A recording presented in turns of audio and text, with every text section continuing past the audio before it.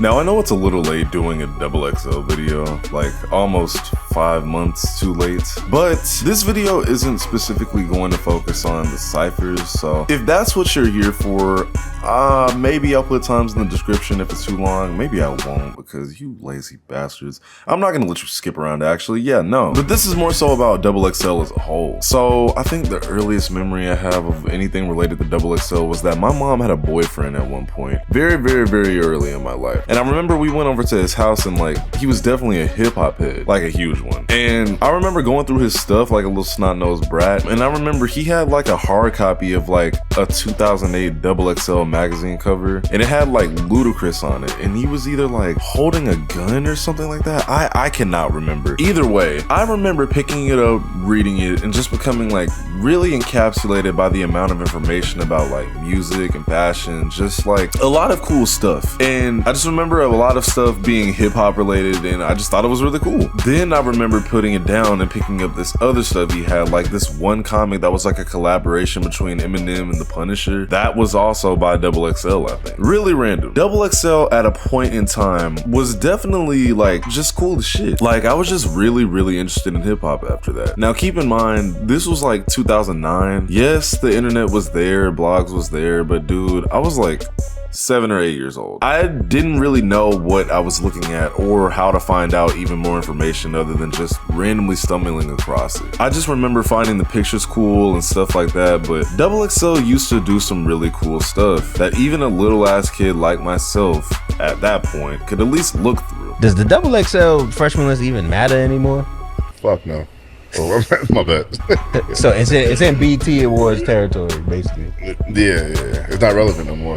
This has moderately been a topic for a while now, is XXL even considered a good thing anymore at this point? Rather, does it even matter to be on the cover? Does the magazine even matter? That type of deal. And this topic, weirdly enough, didn't really just start in recent years. In fact, we can actually trace it back all the way to 2013. Apparently, there was controversy about certain artists being on this cover. Some weren't happy that Trinidad James and Chief Keef were chosen for the freshman cover. It's disrespectful to put Schoolboy Q and Joey Badass on the freshman class list. They shouldn't be compared to Trinidad James or Chief Keef. Which, with this viewpoint, I kind of understand, because even fast forwarding a bit to 2018, some people were confused that JID and Smoke Perp were on the same cover. Two completely different sounds and ability. Now, where the gray line gets pretty black and white is when you realize that at this point, referring to 2018, the freshman cover didn't really seem to be about hot, fresh, new, elite artists. There just had to be something that makes you specifically stick out at this point, because it seemed like XXL used to have people who would actually seem like freshmen, like they're new to everything and everyone. But I mean, this year, who did they have? I used to check every year, and now I really don't care. Let me take a look real quick. Oh my God. Okay. This is something, bro. I mean, I'm very sure that all of these lovely artists have some sort of a fan base. I mean, Cash Cobain, right? I think Cash Cobain is more for the girls, right? Because I don't really hear niggas bumping Cash like that. I usually just hear girls playing him on their story or something. Rich Amiri?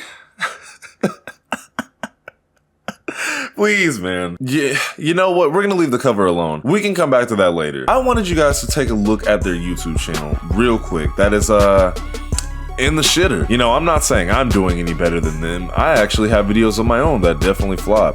But the difference between UVXEX's YouTube channel and XXL's YouTube channel is that I actually took the time to calculate this too. At the time of me recording this, 4,254,000 subscribers is the difference between me and XXL. Granted, they upload a bit more than I do with 2,000 videos posted, but it's like, what is Kai Cenat moments we love? What in God's name does that have to do with hip hop? There's a streaming king on the internet, but he's no rapper. He's just friends with all of them.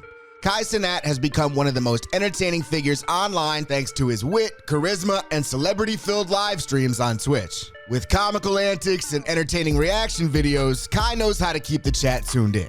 Look at the dislikes, oh my God! The top comment is XXL in the trenches, ultimate glaze video. Your own subscribers are bullying you. That's not a good sign at all. You know, I just did a video a few weeks ago on Complex, and this is really feeling similar. It's clear that XXL wants to be a media company of some sort, and unlike Complex, there seems to be no real incentive for such a valiant effort, you know? When you go on XXL's page, are you seriously looking for any other form of content other than their freshman list? And I'm not trying to be funny. If you really do, let me know in the comments. But the reason I just don't really see XXL as a true media company is because, like, okay, imagine you're interested in hip hop, right? And you go on YouTube and let's say you want to learn more about the Drake and Kendrick beef because you're unemployed. I highly doubt you're gonna want to watch a video from XXL about it. Like, maybe you watch a solo content creator like myself, even though I would never make a video about their beef because I don't give a fuck. And I don't know, someone else, just literally watch someone else talk about that. That's just not something I'm interested in. Either way, XXL unintentionally putting themselves in a hole with this freshman nonsense. Again, we'll get into that in a little bit, but XXL has a very deep history stemming all the way back to 1998, where former Source staff members wanted to create their own magazine, basically. If you've been keeping up with the lore of my channel, then you know that the Source is a completely different magazine that is, you know, along the same lines, but not really, where they focus on hip hop and fashion as well. You know, side note, all of these magazines basically do the same thing. It just really came down to how you like to read the articles in the early 2000s and who you were going to, but damn it, they all had the same subject matter basically. The difference though is that XXL actually had something really special about it, which was the fact that, especially in the earlier covers, you can really tell that they leaned way more heavily into what hip hop was actually about, and it just seemed like they, you know, cared more. I can't really think of a better term at the moment, but we need to get to the nitty-gritty what makes XXL XXL. So to say that the freshman list isn't iconic, you'd be a hater, man. Like, at one point it was definitely regarded as like a high point in an artist's career, and I mean, to be fair, some artists still do consider it a high point. I'm not saying it's not now. But this list was just kind of known to point out artists that were up and coming, and XXL was where you would go to find out, like, okay, you know, who's next this year, you know? On top of that feeling for the viewer or the reader, for the artist at one point, it was definitely putting you onto a bigger platform, more fans, and a big step in their career. Except, this was like the early 2010s. You know, over the years, this included J. Cole, Mid Cudi, Nipsey Hussle, Kendrick Lamar, Mook Mill, Future, Travis Scott, and Schoolboy Q. I mean, I could just keep going, but you get the point. These names are huge, dude. But then came this year, which, you know, you cannot fully fault XXL for this, which I'll get to why in a moment, but for 2024, they had Lose Weight, Big X the Plug, That Mexican OT, Lay Banks, Boss Man D-Lo. Like, these sound like gamer tags, man. Whatever. Rich Amiri, who has suffered constant ridicule on this channel to the point to where it's concerning, I'll leave him alone. Even though he didn't even do a freshman cypher for whatever reason, but he's about to drop a new album. I think it's called We're Ready? I will not be tuning in. Scarlip, Huncho, Cash Cobain, who, even though I'm not a fan, that one makes sense on paper, you know. Maya the Dawn, who? Which I can't say who because that's actually the point of XXL. I'm supposed to go into this really not knowing who any of these people are, so good on them for sticking to their roots and putting a literal question mark in one of the 10 spots, because when I read her name, I literally had to go listen to her music to see why she was here. And I didn't get it, but I understood it. Does that make sense? My point with reading all these names though is that compared to what it used to be, it's just not hidden like that, gang. Which I cannot blame XXL for, truthfully, because the originality is just getting harder and harder to come by from rappers. It just is. I mean, how many Travis Scotts are really out there right now? Maybe their sound is derivative, but there's just not gonna be another Travis Scott. It's not happening. But it's like with Cash Cobain, it's a couple of niggas I can think of that made music exactly like that and made it way before him. But also, it's for women again. I'm not denying that, so I really just don't have a favorable place to say anything about his music, okay? Huncho just be moaning in that damn Rod Wave and Friday pocket, which I really don't like at all. But I understand with each pick, there's a pocket they seem to try and hit, which, you know, is where the game always turns muddy, because think about it, yes, XXL is about hip hop. I understand that, but like, taking it back 10 years, exactly, just to be fair, we had Chance the Rapper. I love my wife.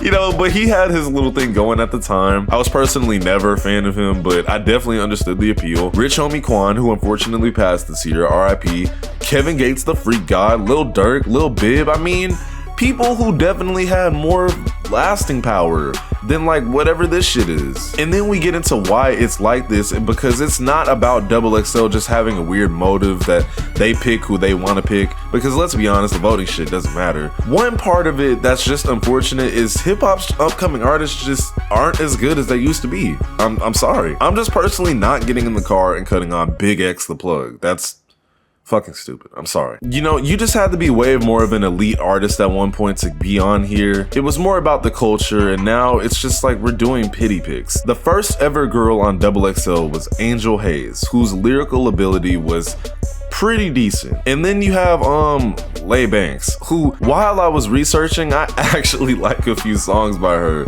I was literally gonna try and make fun of her for comedic effect for the video, and I ended up genuinely enjoying half of the stuff I found. I just wish she would stop doing that goddamn dance.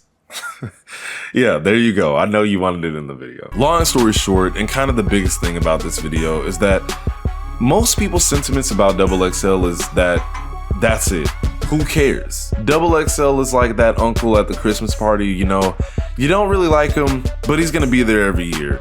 Other people like him. It's just like, you're the only person that just doesn't really fuck with him like that. I don't know. The freshman list is, and really XXL as a whole, is almost ingrained in hip hop culture at this point, even though the current impact of it is just almost irrelevant. Like, sure, you could look at all of the fallacies around it, like, okay, it's cool to see every year who they'll pick, because either we'll get a good laugh out of it, we may be like, well, I think so-and-so belonged on the list.